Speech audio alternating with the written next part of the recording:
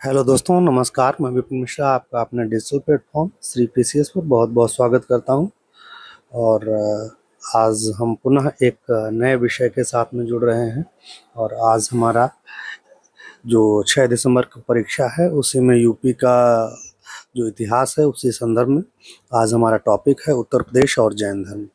तो इसी विषय को लेकर के आज हम फिर कुछ एमसीक्यूज क्वेश्चंस जो बहुत बेहतरीन है, जैन धर्म से रिलेटेड हर डायमेंशन को लगभग टच कर रहे हैं, वैसे प्रश्न लेकर के हम आपके साथ में आए हैं। और ऐसे प्रश्न ही अक्सर परीक्षाओं में उत्तर प्रदेश के पीसीएस और आरओ एआरओ की परीक्षाओं में पूछे जाते हैं, और भी परीक्षाओं में पूछे जाते हैं। लेकिन कहने का अर्थ है कि इनका स्तर जो उस लेवल का होता है, और जो एग्ज़ाम्स हैं उसमें इसके स्टेटमेंट्स आदि जो है ये सब इन्हीं से लगभग इसी रेफरेंस से जुड़े रहते हैं, इन्हीं से मिलते हैं। तो खैर, अब हम अपने विषय पर आते हैं। आज हमारा जो टॉपिक है इसमें विशेष रूप से पहला प्रश्न क्या है हम देखेंगे। टॉपिक का नाम है जैन धर्म और उत्तर प्रदेश और जैन धर्म। तो इसी में हमारा आज का पहला जो प्रश्न है, क्वेश्चन नंबर 1, वो कहता है कि उत्तर प्रदेश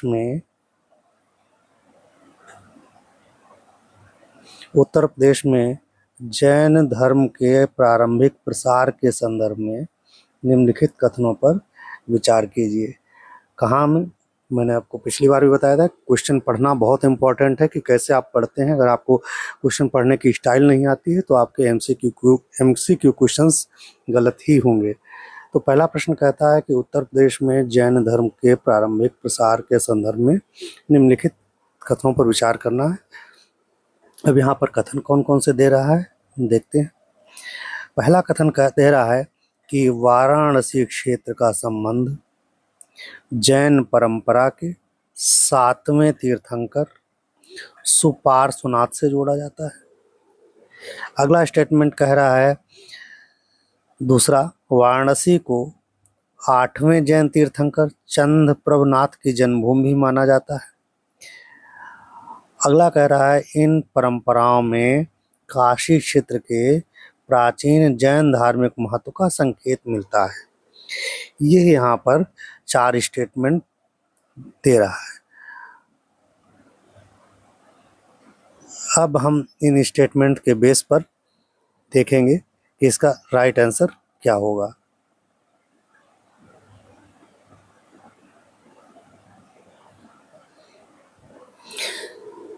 तो यहाँ पर हम देख रहे हैं स्टेटमेंट फर्स्ट कहता है कि वाराणसी क्षेत्र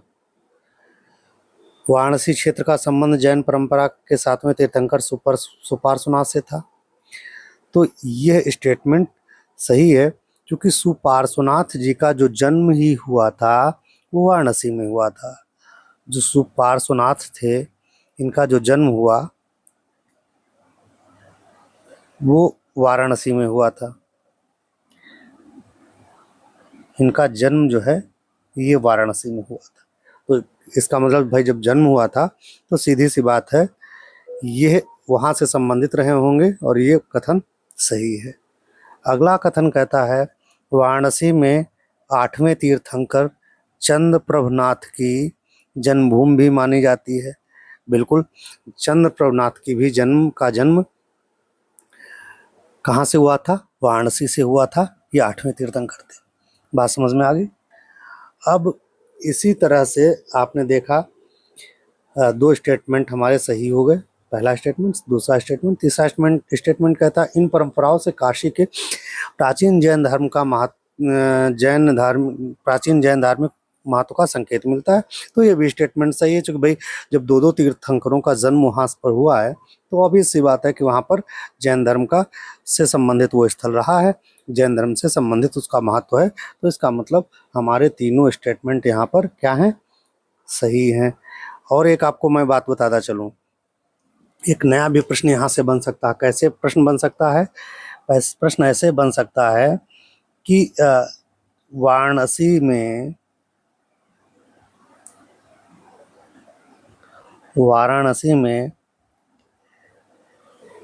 किन निम्नलिखित में से किन जैन तीर्थंकरों का जन्म हुआ था? ठीक है, तो आपने यहाँ देख लिया। अब वो क्या करेगा, यहाँ पर वो नाम हो सकता है न दे, अगर क्वेश्चन बहुत टफ बनाएगा, उसका स्टैंडर्ड टफ करना चाहता है, तो हो सकता है नाम न दे कर कह दे आपसे 7वें तीर्थंकर, 8वें तीर्थंकर, और एक और तीर्थंकर था जिनका नाम जन्म वाराणसी में हुआ था। बताइए, अगर आप लोग जानते हैं तो इनके बारे में बताइए कि जो 23वें तीर्थंकर थे, 23वें तीर्थंकर पार्श्वनाथ जी, पार्श्वनाथ जी का जन्म भी वाराणसी के पड़ोस में ही हुआ था। तो कुल मिलाकर के वाराणसी जो है 3 जैन तीर्थंकरों की जन्मस्थली मानी जाती है। तो इस वजह से प्रश्न अगर टफ करना चाहे तो आयोग इसी प्रश्न में आपको लपेट देगा और आप नहीं जान पाएंगे। हम ये 100% कहते हैं, गलत होंगे आप। भाई 23वें आप जान रहे होंगे, 7वें जान रहे होंगे, क्योंकि सुपार्श्वनाथ और पार्श्वनाथ के बारे में ये माना जाता है। लेकिन चंद्रप्रभनाथ का भी आपको मालूम है कि वो 8वें थे, ये आप नहीं जान पाएंगे। चूंकि चंद्रप्रभनाथ जान सकते हैं, रट ले चुके होंगे, लेकिन 8वें ही थे, तब आप जो है अनडाउटली इस क्वेश्चन में फंस जाएंगे और क्वेश्चन आपका गलत हो जाएगा। तो कहने का अर्थ यह है कि इन ऐसे जो पॉइंट्स हैं उनका भी प्रारंभिक परीक्षा की दृष्टि से महत्व होता है, तो इसको भी आप ध्यान रखेंगे। अब हम देखते हैं इसका राइट आंसर क्या है। हम देखा कि जो तीनों सही है, इस वजह से इसका आंसर क्या हो गया, द हो गया। अब अगला प्रश्न यहाँ पर हम देखते हैं कि जैन परंपरा में अहिंसा, अपरिग्रह और अनेकांतवाद के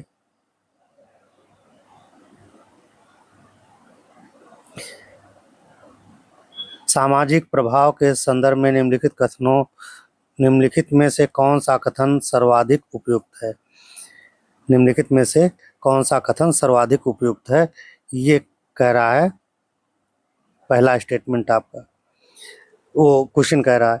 अब इसी में से अ जो है यानी ए जो है, इसमें आभाषा कर दिया, कोई नहीं, आप ध्यान रखेंगे। तो आ कह रहा है कि इन सिद्धांतों में ने केवल राजकीय प्रशासन को प्रभावित किया। दूसरा कहता है इनका प्रभाव मुख्यतः सैन्य संगठन तक सीमित रहा। तीसरा कहता है इन्होंने व्यापारिक समुदायों, दान परंपरा और सामाजिक आचरण को प्रभावित किया। द कहता है इनका प्रभाव केवल मठों और साधु संघ तक सीमित रहा। बात समझ में आ गई होगी। प्रश्न कह रहा है कि जैन परंपरा में अहिंसा, एक बार फिर से पढ़ लीजिए, जैन परंपरा में अहिंसा, अपरिग्रह, अनेकांतवाद के सामाजिक प्रभाव के संदर्भ में निम्नलिखित में से कौन सा कथन सर्वाधिक उपयुक्त है? यहाँ पर इन्होंने 3 पॉइंट दिए हैं, अहिंसा के संदर्भ में, अपरिग्रह के संदर्भ में और अनेकांतवाद के संदर्भ में। इनका सामाजिक प्रभाव क्या पड़ा, कहने का मतलब ये हुआ, यानी अहिंसा का सामाजिक प्रभाव क्या पड़ा, अपरिग्रह का सामाजिक प्रभाव क्या पड़ा और अनेकांतवाद का सामाजिक प्रभाव क्या पड़ा।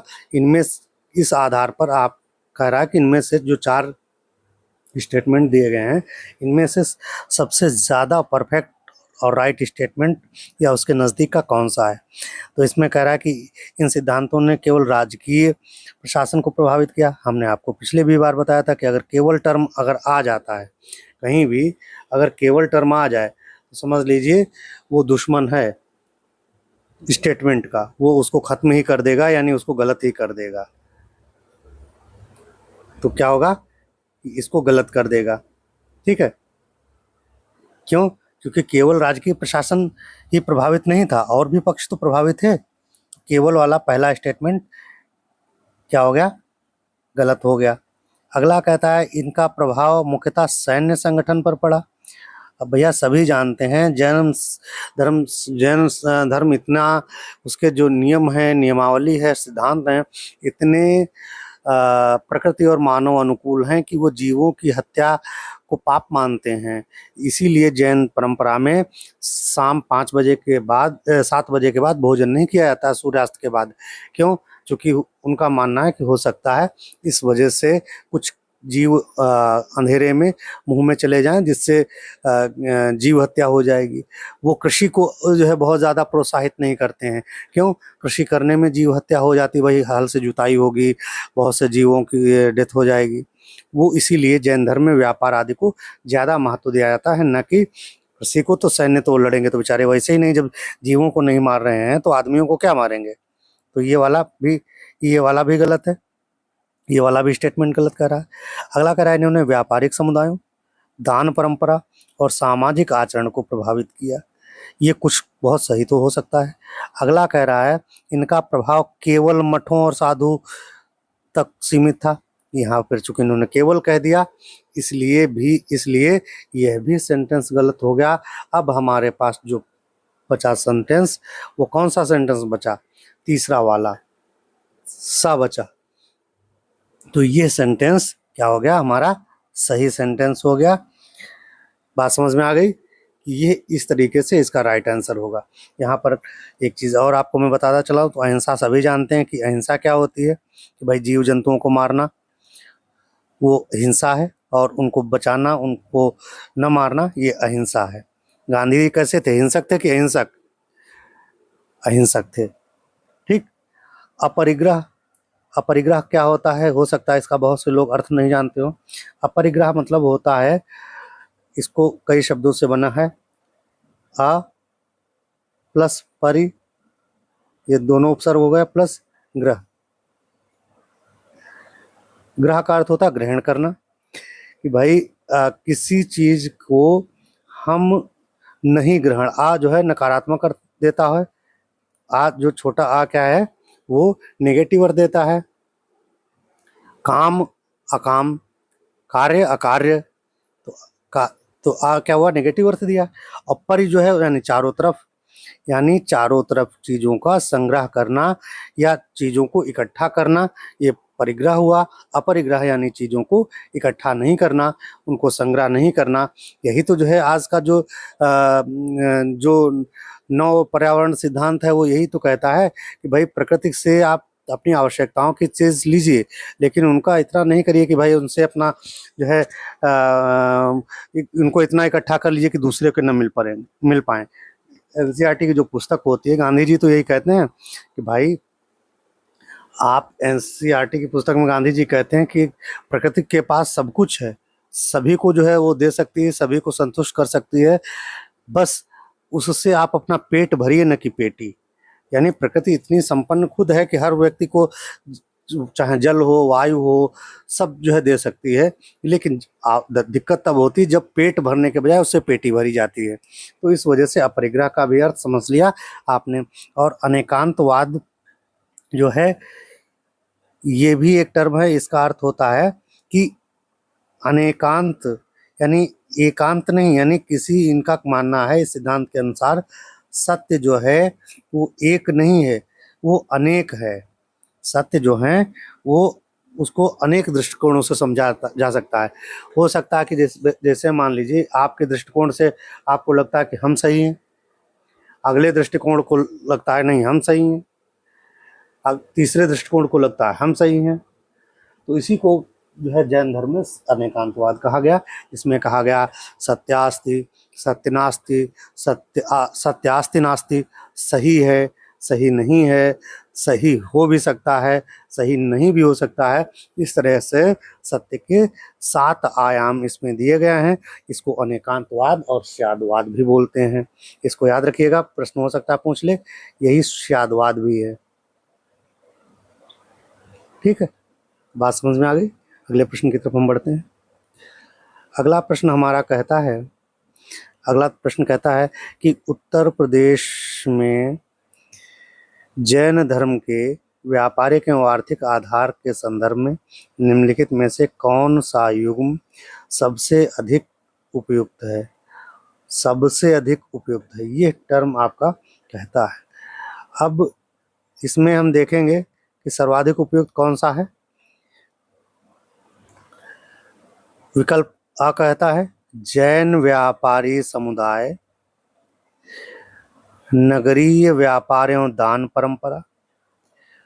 बा कहता है जैन साधु, समुद्री साम्राज्य विस्तार। तीसरा कहता है जैन संघ, केवल कृषि आधारित अर्थव्यवस्था। द कहता है जैन मठ, केवल राजकीय कर संग्रह। तो इनमें कौन सा सबसे ज़्यादा सही है? तो सीधी सी बात है, हम यहाँ देख रहे हैं कि जैन मठ केवल टर्म लगा दिया और मठों का कर सलेक्शन कलेक्शन से कोई मतलब नहीं भैया। ये कलेक्टर थोड़ी हैं, ये एसडीएम साहब थोड़ी हैं कि भाई अपॉइंट करेंगे कि जाओ एसडीएम साहब ये कोई रेवेन्यू जो है आप कलेक्ट करके दो जा करके। जैन संघ कृषि आधारित अर्थव्यवस्था, चूंकि हमने अभी आपको बताया कि कृषि को जैन धर्म में बहुत स्थान नहीं दिया गया है। फिर कहा समुद्री साम्राज्य, भाई साम्राज्यवादी थे ही नहीं। जब ये कह रहे हैं अपरिग्रह, चीज़ों का संग्रह नहीं करो, जब चीज़ों का संग्रह करने पर मना कर रहे हैं तो साम्राज्यवादी कैसे हो सकते हैं? सीधा सा लॉजिक अगर आप कॉन्सेप्ट समझ रहे हैं तो ये भी गलत हो गया। इस वजह से जो अंत पहला विकल्प है हमारा, जैन व्यापारी नगरीय व्यापार एवं दान परंपरा, यह विकल्प सही है, राइट आंसर। क्योंकि जैन व्यापारियों को देखा होगा आपने, अगर आप देखे होंगे जितने भी बड़े शहर हैं उन बड़े शहरों में एक तो जैन धर्मशालाएं हैं, दूसरे साथ में ही मारवाड़ी आवास बोलते हैं ये लोग, मारवाड़ी आवास जो होटल्स की तरह होते हैं, बहुत बेहतरीन सुविधाएं होती हैं। कभी आपको मारवाड़ी वासा, मारवाड़ी आवास जो है इनको बोलते हैं, इनमें जाकर के रुकने का मौका मिला तो ज़रूर जाइए। इतनी स्वच्छता, इतना साफ खाना, इतना एकदम सब शाकाहारी खाना, ये जो है जैन जो परंपराएं हैं उनमें व्यापार, चूँकि जैन व्यापारी हुआ करते थे, हर शहर में जाते थे, तो इस वजह से उन्होंने हर बड़े शहर में जैन धर्मशालाएं और जैन आवास या मारवाड़ी आवास इन्होंने खोल रखे हैं। तो इस वजह से इसका जो ए है वो सही है और जो है इसके शेष 3 गलत हैं। बात समझ में आ गए? अगले प्रश्न की तरफ हम बढ़ते हैं। अगला प्रश्न हमारा कहता है,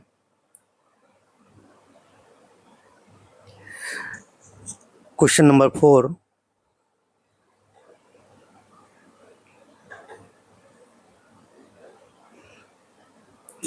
क्वेश्चन नंबर 4 कहता है कि निम्नलिखित में से किस स्थान का संबंध जैन परंपरा के तीर्थंकर पार्श्वनाथ के जीवन से विशेष रूप से जोड़ा जाता है?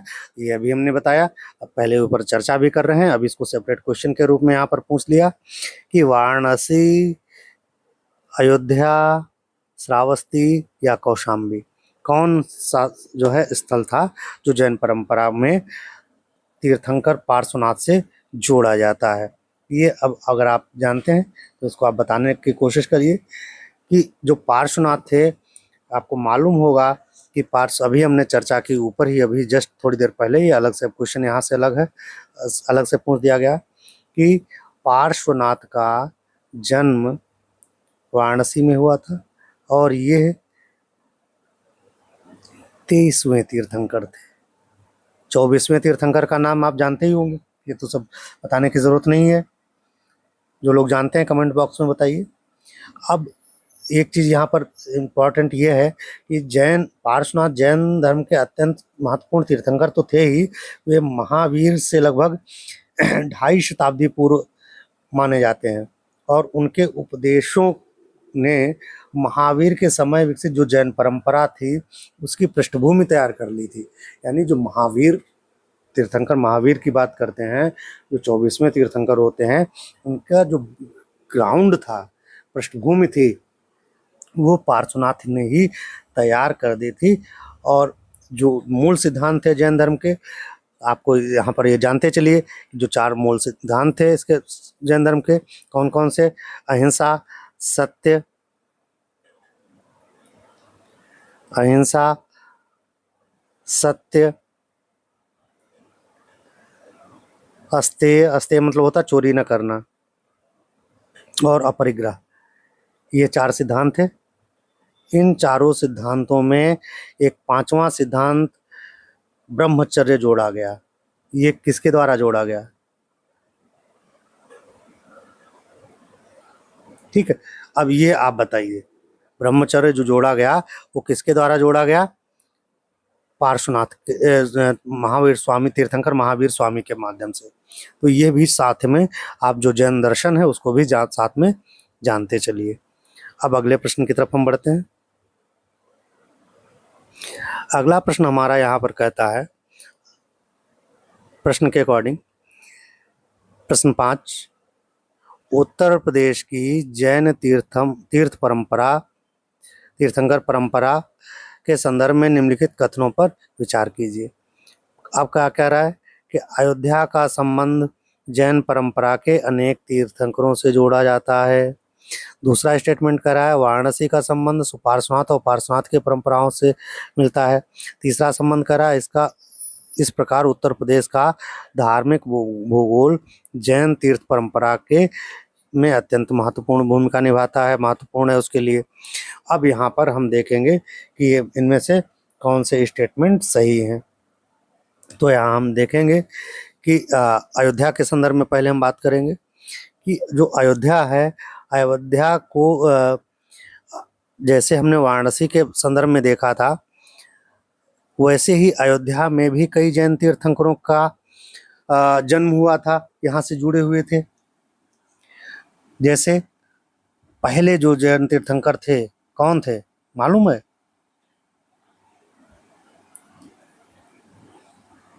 ऋषभनाथ, ऋषभदेव भी कहीं कहीं इनको बोलते हैं। तो ऋषभनाथ यहीं से थे। उसके बाद जो अजितनाथ थे वो भी यहीं से थे। इसी के साथ में अभिनंदन नाथ जो थे वो भी यहीं से थे, अयोध्या से। इसी के साथ में सुमतिनाथ और अनंतनाथ ये लोग भी अयोध्या से जुड़े हुए थे। तो इस वजह से अयोध्या जो थी वो जैन परंपरा की एक कह सकते हैं कि बहुत महत्वपूर्ण नगरी थी, स्थल था। अब आगे योगी आदित्यनाथ को मत जोड़ देना यहाँ पर कि आदित्यनाथ भैया वो जैन नहीं थे। आदित्यनाथ नाथ परंपरा के हैं। नाथ परंपरा किससे जुड़ी है? सिद्ध और नाथों से जुड़ी हुई है।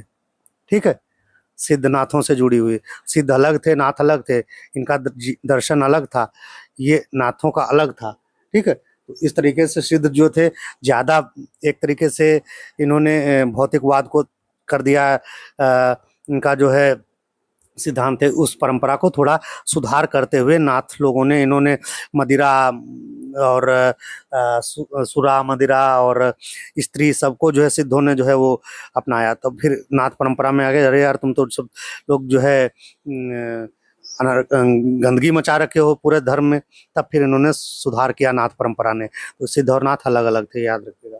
ठीक है, तो ये बहरहाल अब आते हैं मूल टॉपिक पर।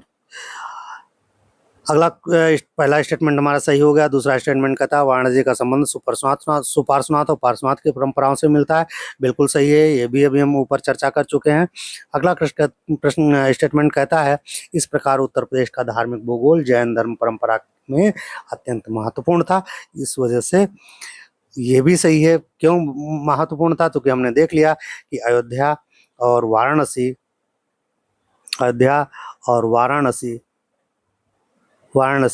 जब और ऐसे ही और जो स्थल जैन परंपराओं से जुड़े हैं, तो इसका अर्थ ये हुआ कि उत्तर प्रदेश जो है जैन धर्म से बहुत व्यापक रूप से जुड़ा था। इसका अर्थ ये हुआ कि हमारा राइट आंसर द हो गया।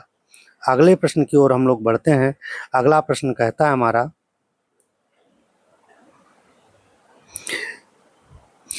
प्रश्न नंबर 6, मथुरा कला परंपरा और जैन धर्म के संबंध में निम्नलिखित में से कौन सा कथन सही है? अब यहाँ पर मथुरा कला के संदर्भ में स्टेटमेंट बता रहा है। कह रहा है स्टेटमेंट पहला कह रहा है कि मथुरा में केवल बौद्ध मूर्ति कला का विकास हुआ।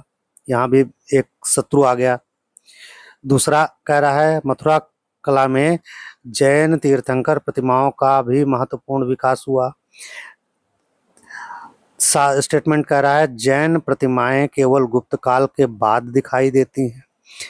अगला कह रहा है मथुरा में जैन कला का कोई पुरातात्विक प्रमाण नहीं मिलता है। अब हम स्टेटमेंट वाइज देखेंगे इसमें से कौन कौन से स्टेटमेंट सही हैं। तो हम बात करेंगे कि इसमें पहले स्टेटमेंट की। पहला स्टेटमेंट कहता है, यहाँ पर चूंकि आपको मैंने बताया कि भाई दुश्मन वर्ड आ गया साथ में, तो ये स्टेटमेंट वैसे ही गलत हो जाएगा। मैंने पिछली क्लास में बताया था कि कौन कौन से एक तरीके से आपके एनिमी वर्ड्स हैं। ठीक है, वो जो जिस सेंटेंस में आएंगे उसको खत्म ही कर देंगे, उसको गलत ही कर देंगे। तो एनमी वर्ड्स उनको के रूप में आप याद रखेंगे। ठीक है, तो पहला स्टेटमेंट गलत हो गया। अगला स्टेटमेंट हम देखते हैं कि मथुरा कला में जैन तीर्थंकर प्रतिमाओं का महत्वपूर्ण विकास हुआ, हो सकता है। अगला कह रहा है जैन प्रतिमाएं, फिर इसमें एक वर्ड आ गया आपका दुष्ट एनिमी वर्ड, इसको भी हम गलत मार देंगे। जैन धर्म केवल गुप्त काल के बाद दिखाई दिया, ऐसा नहीं, गुप्त काल के पहले जैन धर्म नहीं था क्या? सॉरी, जैन प्रतिमाएं। फिर अगला कह रहा है मथुरा में जैन कला का कोई पुरातात्विक प्रमाण नहीं है, इसमें तो सीधे सीधे नहीं बोल रहा है। तो हमारे पास जानकारी है, चूंकि मथुरा में कई जगह थी, कंकाली टीला थे, वहाँ से आयक पट्ट मिले हैं, कई ऐसे जो है वहाँ से साक्ष्य मिले हैं, यक्ष यक्षिणी की मूर्तियाँ मिली हैं। तो इस वजह से यह स्टेटमेंट भी गलत हो गया। इसका मतलब जब 3 स्टेटमेंट गलत हैं तो हमारा जो दूसरा स्टेटमेंट है वो सही हो गया। आगे बढ़ेंगे अब हम इसी क्रम में अगले प्रश्न की ओर।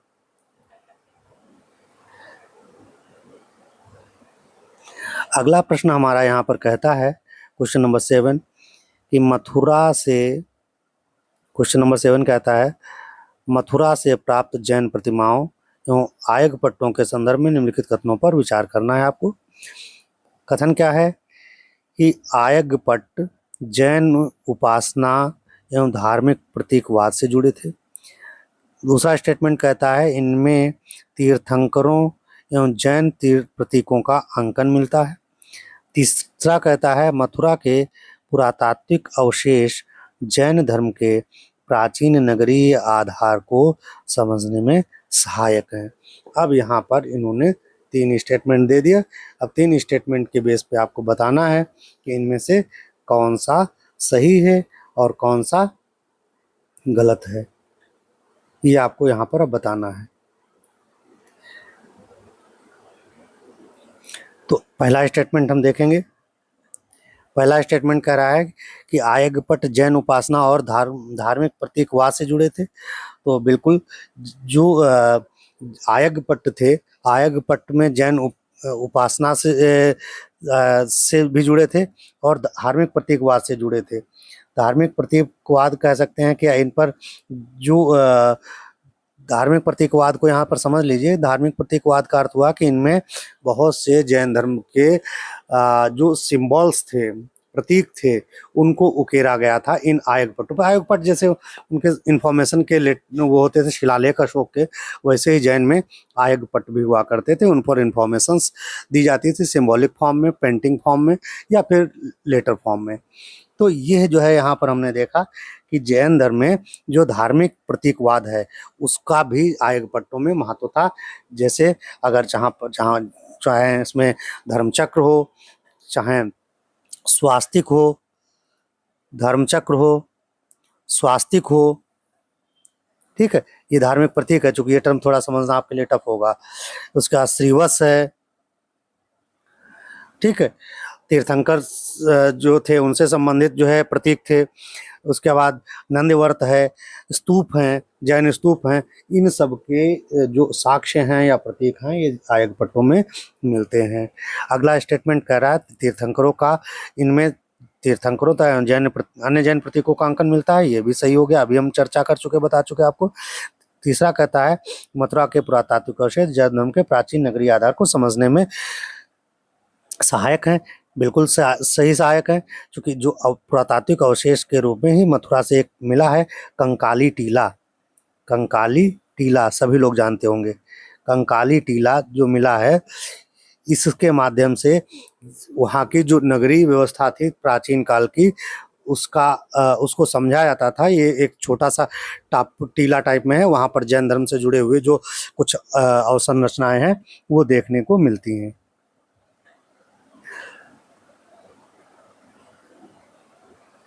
तो बात समझ में आ गई, क्लियर हो गया स्टेटमेंट। तो इसका अर्थ ये हुआ कि इस तीनों स्टेटमेंट सही हैं, 1 2 3, ठीक है। अगले प्रश्न की तरफ बढ़ते हैं। अगला प्रश्न हमारा कहता है कि उत्तर प्रदेश में जैन धर्म के साहित्यिक विकास के संदर्भ में निम्नलिखित में से कौन सा कथन सबसे अधिक उपयुक्त है। अब यहाँ पर सबसे अधिक उपयुक्त कौन सा कथन आपको देखना है कि जैन धर्म, फिर प्रश्न समझ लीजिए कि उत्तर प्रदेश में जैन धर्म के साहित्यिक विकास के संदर्भ में, साहित्य के लिटरेचर के बारे में, जैन लिटरेचर के बारे में पूछ रहा है, याद रखिएगा। सबसे अधिक उपयुक्त स्टेटमेंट पूछ रहा है, तो पहला स्टेटमेंट कह रहा है कि जैन साहित्य केवल संस्कृत में रचा गया और प्राकृत का कोई महत्व नहीं था। हमारे पास एनिमी वर्ड आ गया, हमारा ये स्टेटमेंट गलत हो गया। दूसरा कह रहा है जैन साहित्यिक परंपरा ने प्राकृत, अपभ्रंश तथा संस्कृत जैसी भाषाओं के विकास में योगदान दिया। ये सही भी हो सकता है। अगला देखते हैं, जैन साहित्य का संबंध केवल राजकीय प्रशस्तियों से था। ये भी गलत हो गया, एनिमी वर्ड आ गया हमारा।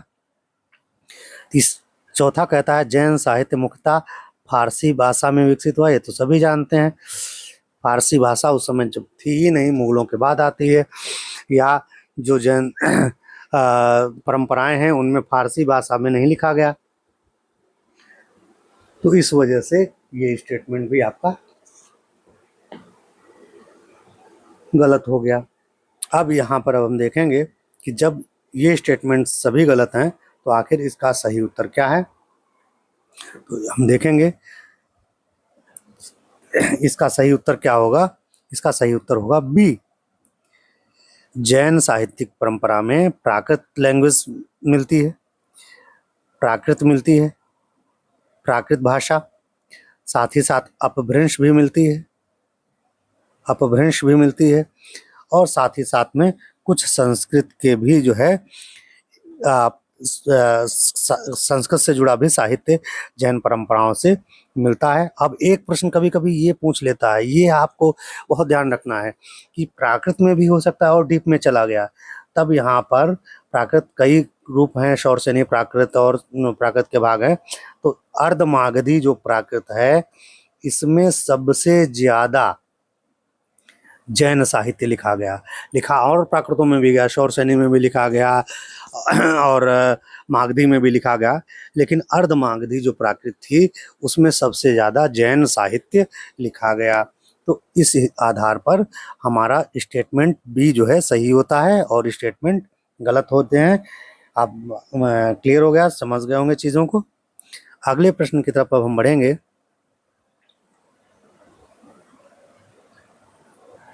हमारा अगला प्रश्न क्या कहता है, देखते हैं। अगला प्रश्न कहता है जैन धर्म में के अनेकांतवाद को निम्नलिखित में से किस अवधारणा में सर्वाधिक उचित रूप से जोड़ा जा सकता है।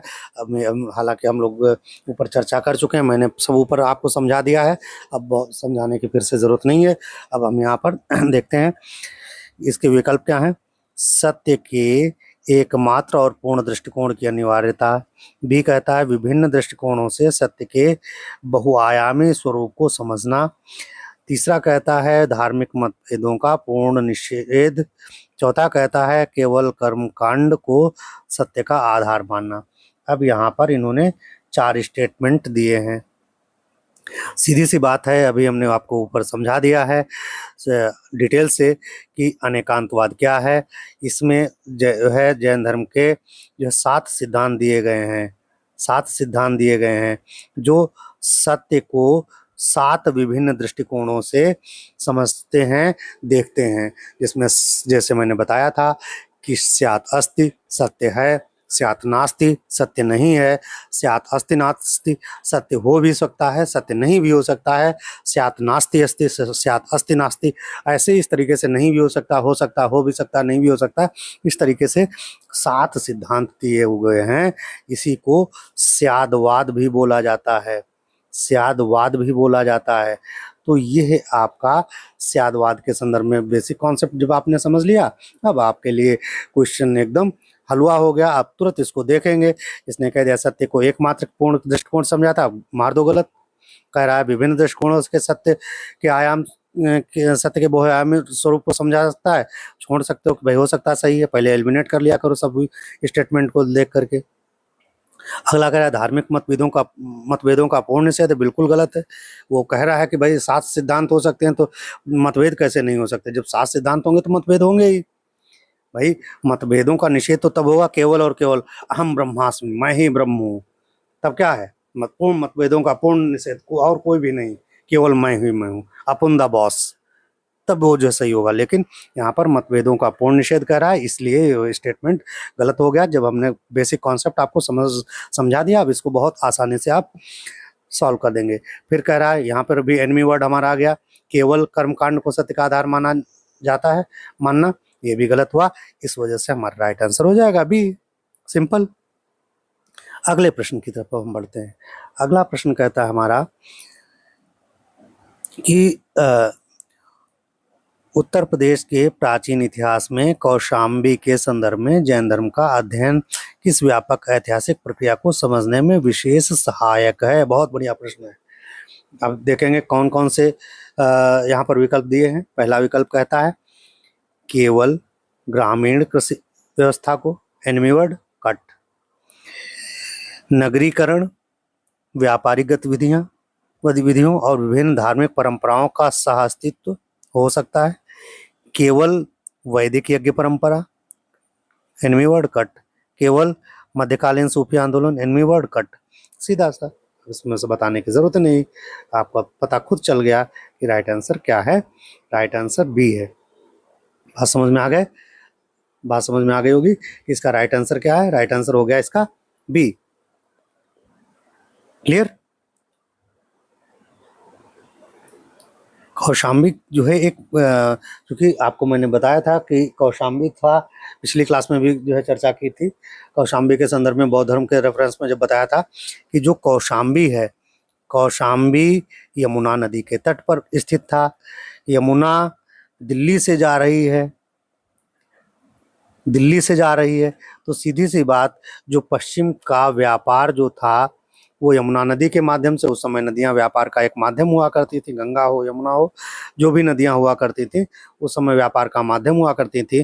तो सीधी सी बात है कि यमुना जो कौशाम्बी है उसका एक तरीके से जो संबंध है वो तत्कालीन नगरीय परंपरा से होगा, व्यापार नगरी के रूप में जो है प्रसिद्ध रही होगी। और चूंकि जैन परंपराओं से जुड़ी हुई थी तो इस वजह से वो जैन धर्म से भी जुड़ गई, व्यापार से भी जुड़ गई और नगरीकरण से जुड़ गई। नगरीकरण के से जुड़ने के दो आधार मैंने बताए जोग्राफिकल बेस पर। एक तो जो है वहाँ पर नदी थी तो व्यापार होता था, साथ ही साथ जब व्यापार होगा तो नगरीकरण बढ़ेगा ही, नगरीकरण बढ़ेगा ही तो फिर जब अराजकता फैलेगी तो धर्म की जरूरत पड़ेगी ही। तब इस वजह से यहाँ पर चूंकि नगरीकरण बढ़ा, अराजकता बढ़ी, तो दोनों लोग यहाँ दौड़ करके आ गए। नगरीकरण बढ़ा, ये कॉन्सेप्ट है बेसिक। जब आप मेट्रो ये सिटीज़ का ज्योग्राफी में डेवलपमेंट देखते होंगे, टायरोपोलिस तक जब पहुंचते हैं हम, मेगापोलिस, पोलिस और टायरोपोलिस तक पहुंचते हैं, तो देखते हैं कि लास्ट फेज में जाकर के जैसे नगरीकरण अपने चरम पर होता है तो वहाँ पर अराजकता जो है वो बढ़ती ही है। तो ऐसी स्थिति में ज़रूरत पड़ती है धर्म की। जैसे नगरीकरण और व्यापारिक केंद्र के रूप में कौशाम्बी को देखा गया, उस समय दोनों लोग दौड़ के पहुंच गए वहाँ पर। बौद्ध बाबा भी पहुंच गए, जैन बाबा भी पहुंच गए। व्यापारियों को समझाने लगे, बेटा तुमको हमारी ज़रूरत है, हमारे हिसाब से लो, तुम बहुत गलत कर रहे हो। जैन बाबा भी पहुंच गए, उन्होंने कहा कि बेटा तुमको हमारी ज़रूरत है, तुम जो है इतना इस तरीके से जो अराजकता मत फैलाओ, कुछ जो है जो सत्य है, अहिंसा है, अस्तेय है, परिग्रह है, इनका भी नियमों का पालन करो, ब्रह्मचर्य का पालन करो।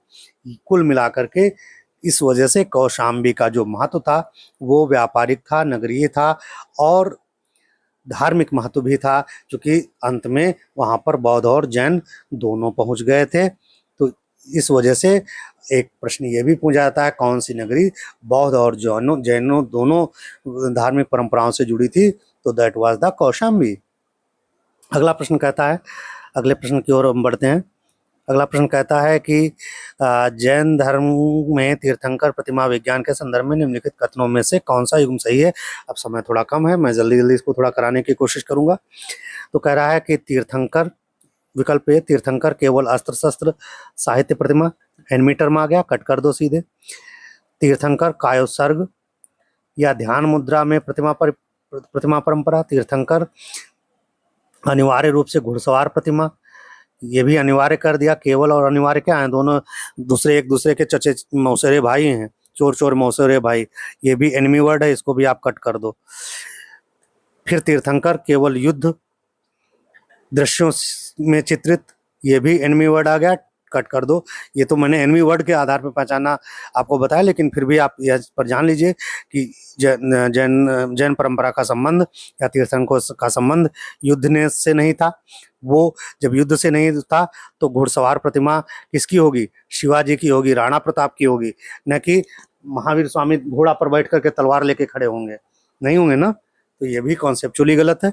और जो है अस्त्र शस्त्र, चूंकि जब भाई वो अस्त्र शस्त्र से जुड़े हुए नहीं थे, सैन्य संगठन नहीं थे उनके, सैन्य परंपराओं पर उन्होंने ध्यान नहीं दिया, प्रशासन पर ध्यान नहीं दिया, तो फिर वहाँ पर गलत होगा। ये बेसिक कॉन्सेप्ट है, ये तो मैंने केवल टर्म से आपको समझाने की कोशिश की, एक टेक्निक, लेकिन बेसिक कॉन्सेप्ट यही है कि चूंकि ये सब जो है जितने भी युद्ध हैं, घुड़सवार है, अस्त्र शस्त्र हैं, ये सब जो है सैन्य संगठन के भाग हैं, घटक हैं, कंपोनेंट्स हैं।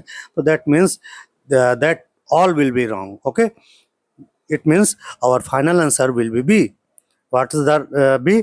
कि जैन तीर्थंकर कायोत्सर्ग तथा ध्यान मुद्रा में प्रतिमा परंपरा, ऐसी प्रतिमाएं जैन तीर्थंकरों की मिलती हैं, न कि अस्त्र शस्त्र घुड़सवार वाले और युद्ध लड़ती हुई प्रतिमाएं। अगला स्टेटमेंट हम देखते हैं क्या कहता है। अगला स्टेटमेंट हमारा कहता है, थोड़ा जल्दी करेंगे, समय ज़्यादा हो रहा है। प्रश्न नंबर 12 कह रहा है कि उत्तर प्रदेश में जैन स्थापत्य परंपरा के संदर्भ में निम्नलिखित कथनों पर विचार करना। स्थापत्य के संदर्भ में देखेंगे, जैन मंदिरों में गर्भगृह, मंडप, तीर्थंकर प्रतिमा की उपासना प्रमुख स्थापत्य तत्व रहे हैं। सही हो सकता है। अगला स्टेटमेंट देख लेते हैं। आप एक ही बार में स्टेटमेंट के ये सही होगा या नहीं होगा तुरंत मत जाइए, अगर आप एक्यूरेट नहीं है, पहले सभी स्टेटमेंट पढ़ लिया करिए। ऐसी कुछ स्थिति में कई क्वेश्चंस गलत हो जाते हैं कई लोगों के, ठीक है, तो पहले पढ़ लिया करिए सभी स्टेटमेंट्स। अगला स्टेटमेंट कहता है, जैन स्थापत्य में धार्मिक प्रतीकों एवं मूर्ति कला का विशेष महत्व रहा है। अगला स्टेटमेंट कहता है, जैन स्थापत्य को केवल बौद्ध स्तूप वास्तुकला का दूसरा रूप मानना उचित है। यहाँ भी एनिमी वर्ड आ गया हमारा केवल, इसको हमने कट कर दिया। इसका मतलब हम देखेंगे जैन स्थापत्य के अकॉर्डिंग यहाँ पर जैन मंदिरों में गर्भगृह भी होते थे, मंडप भी होते थे और तीर्थंकर की प्रतिमाएं भी होती थी। ये जैन स्थापत्य के प्रमुख घटक रहे हैं। इसका मतलब पहला स्टेटमेंट आपका क्या हो गया, पहला स्टेटमेंट आपका सही हो गया। क्लियर हो गया, पहला स्टेटमेंट आपका सही हो गया। दूसरा स्टेटमेंट कहता है, जैन धर्म में धार्मिक प्रतीकों एवं मूर्तिकला का विशेष महत्व रहा है। बिल्कुल रहा है, क्योंकि धार्मिक प्रतीकों के रूप में आपको याद होगा मैंने आपको बताया था, मथुरा से यक्ष यक्षिणी की प्रतिमाएं भी मिली। बिहार के लोहानीपुर से भी जो है यक्ष यक्षिणी की प्रतिमाएं मिली। मूर्ति कलाएं, चूंकि ये प्रतिमा है, साथ ही साथ यक्ष यक्षिणी की प्रतिमाओं के साथ में ही जैन तीर्थंकरों की भी मूर्तियां मिली हैं। गोमतेश्वर मूर्ति कहाँ है, गोमतेश्वर अभिषेक जो होता है, बहुत बड़ा जैन धर्मों का जो है एक तरीके से पूरे देश, जैन धर्म में पूरे देश का सबसे बड़ा स्थल जैनियों का वो गोमतेश्वर है। गोमतेश्वर वहाँ पर एक तरीके से मेला लगता है, वहाँ पर एक पर्व मनाया जाता है उनका। तो वो जो है गोमतेश्वर कहाँ है, गोमतेश्वर की मूर्ति का निर्माण किसने कराया था, ये सब इतिहास का, नेशनल इतिहास का पार्ट है, इसको भी ध्यान रखिएगा कि गोमतेश्वर जो है कर्नाटका में है, चामुंड राय ने यहाँ की मूर्ति का निर्माण कराया था।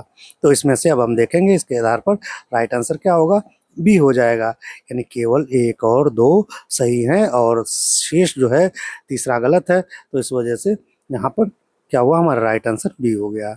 अगले प्रश्न की तरफ हम बढ़ेंगे। अगला प्रश्न हमारा कहता है,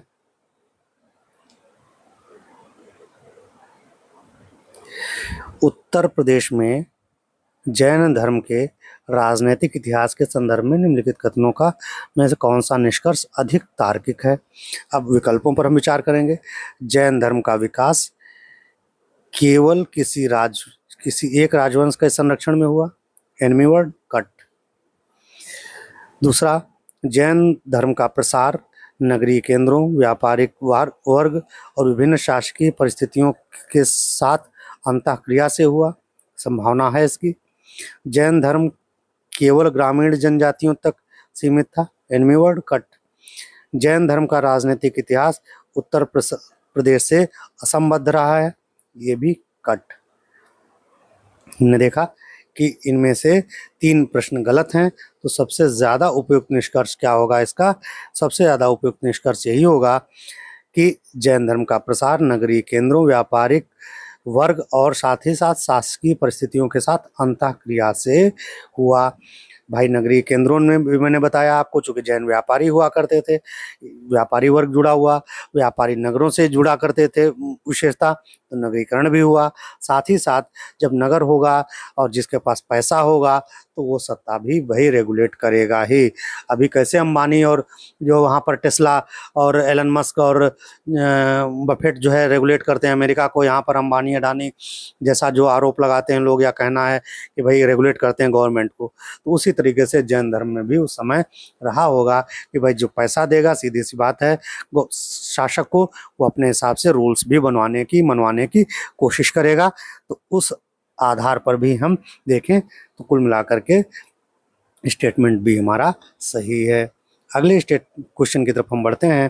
क्वेश्चन नंबर 14 हमारा क्वेश्चन कहता है कि निम्नलिखित में से किस समूह में उत्तर प्रदेश से संबंधित जैन परंपरा के महत्वपूर्ण तीर्थस्थल नगर अधिक उपयुक्त रूप से दिए गए? बहुत बेहतरीन प्रश्न है आपके लिए, बहुत बेहतरीन प्रश्न। तो क्या है प्रश्न? अब इसके विकल्पों में देखते हैं। प्रश्न समझ गए होंगे, फिर से एक बार मैं रिपीट कर देता हूं कि निम्नलिखित में से किस समूह में, यानी जो नीचे ग्रुप दिए हैं, उत्तर प्रदेश से जुड़े हुए जैन परंपरा से जुड़े हुए स्थल या नगर हैं। यानी कुल मिला के कह रहा है कि उत्तर प्रदेश में जैन परंपरा से जुड़े हुए स्थल और नगर के लिए सबसे ज्यादा उपयुक्त विकल्प जो नीचे 4 विकल्प दिए हैं उनमें से कौन सा है? अब हम विकल्पों पर आते हैं सीधे। विकल्प क्या कह रहा है? पहला विकल्प कह रहा है अयोध्या, आ से अयोध्या। फिर अगला कह रहा है वाराणसी।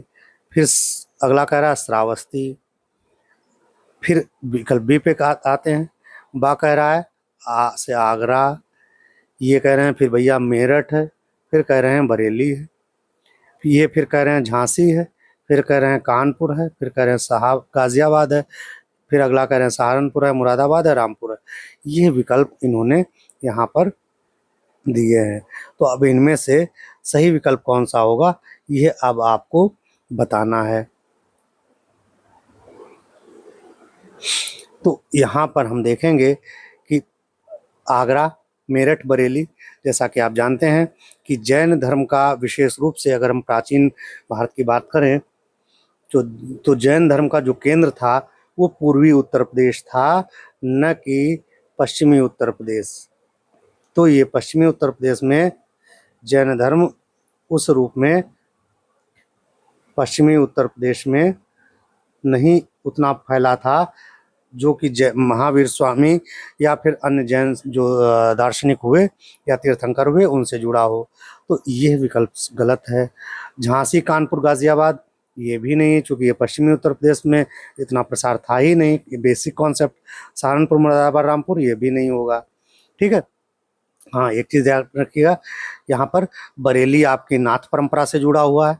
बरेली में नाथ परंपरा का, जैसे नाथ परंपरा के कई जो है स्थल हैं, गोरखपुर है, गोरखनाथ से जुड़ा हुआ है, वैसे ही बरेली भी नाथ परंपरा से जुड़ा हुआ है। बरेली को नाथ नगरी भी बोलते हैं, एक उपनाम दिया जाता है। ठीक है। यहाँ पर अब अभी और स्थलों के बारे में बता देता हूँ। तो कुल मिलाकर के हमने देखा कि हमारा यहाँ पर राइट आंसर क्या होगा? ए होगा, अयोध्या, जैसा भी मैंने बताया। अजितनाथ हैं और ऋषभनाथ जी हैं, इन सब की स्थली थी वाराणसी। सुपार्श्वनाथ जी हैं, पार्श्वनाथ जी हैं, इन सब से जुड़ा हुआ था। इसके साथ में ही श्रावस्ती भी चूंकि अयोध्या से जुड़ा हुआ था, इस वजह से श्रावस्ती भी जैन परंपरा के जो धार्मिक अनुष्ठानों और उनके सिद्धांतों के या अनुयायियों के माध्यम से जुड़ा हुआ था। तो पहला ऑप्शन हमारा सही हो गया और ऑप्शन गलत हो गए। आगरा जैसे कि मानते हैं, आगरा ताज नगरी है, पेठा की नगरी है। मेरठ है, मेरठ में खेल के सामान आपको मिलते हैं। और बरेली है, बरेली में आपको जो है बरेली का सुरमा अमरनाथ नगरी इस रूप में फेमस है। झांसी है, झांसी में ट्रांसफार्मर की फैक्ट्री है। राष्ट्रीय चारा संस्थान भी है। कानपुर में है, कानपुर में उत्तर प्रदेश औद्योगिक विकास बोर्ड का निगम का ऑफिस है। साथ ही साथ जो है कानपुर में चमड़े का भी व्यापार होता है और जो है कानपुर कई मामलों में प्रसिद्ध है। गाजियाबाद जो है, गाजियाबाद में जो है जैविक उर्वरक केंद्र है। और गाजियाबाद और जो है कुछ उत्तर, चूंकि एनसीआर से जुड़ा हुआ है तो इंडस्ट्रियल कारोबार से भी जुड़ा हुआ है।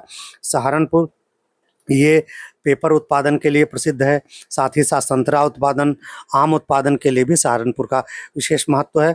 मुरादाबाद, मुरादाबाद आप जानते होंगे कि यहाँ पर पीतल के सामान के लिए, पीतल की जो मूर्तियाँ हैं या फिर जो एक तरीके से सामान हैं उनके लिए प्रसिद्ध है। रामपुर सभी जानते हैं रामपुर के बारे में, रामपुरी चाकू, रामपुरी चाकू, तो रामपुर चाकू के लिए प्रसिद्ध है, रामपुरी चाकू के लिए।